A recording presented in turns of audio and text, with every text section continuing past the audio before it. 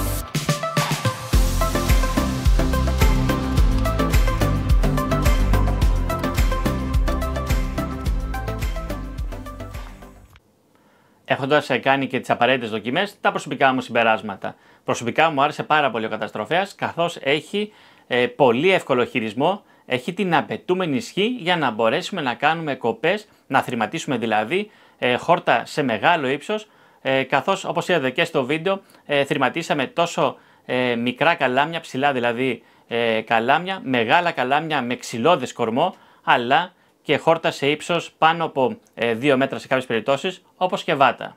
Διαθέτοντας δύο ταχύτητες, όπως είπαμε αργό και γρήγορο, ουσιαστικά το αργό είναι όταν έχουμε γενικά χόρτα σε μεγάλο ύψος, τότε επιλέγουμε την αργή ταχύτητα, ώστε να προλαβαίνει να τα θρηματίζει και ταυτόχρονα να μην ζορίζουμε τον κινητήρα. Εάν τα χόρτα μας έχουν σχετικά μικρό ύψος, θα μπορούσαμε να χρησιμοποιήσουμε και την γρήγορη ταχύτητα για ακόμα πιο γρήγορες κοπές. Σίγουρα, όταν καθαρίζουμε ένα χωράφι όπου τα χόρτα έχουν μεγάλο ύψος, προφανώς δεν μπορούμε να γνωρίζουμε τι υπάρχει ακριβώς μέσα. Έτσι λοιπόν, σε περίπτωση που βρούμε και κάποια κλαδιά, θα μπορέσει να τα θρηματίσει, όπως είδαμε και στο βίντεο, έκανα τις απαραίτητες δοκιμές, καθώς θρημάτισε κάποια κλαδιά από σικιά που βρήκαμε, αλλά μετά έκανα και τις απαραίτητες δοκιμές με κάποια κλαδιά ελιάς, όπου μπόρεσε και τα θρημάτισε πάρα πολύ εύκολα.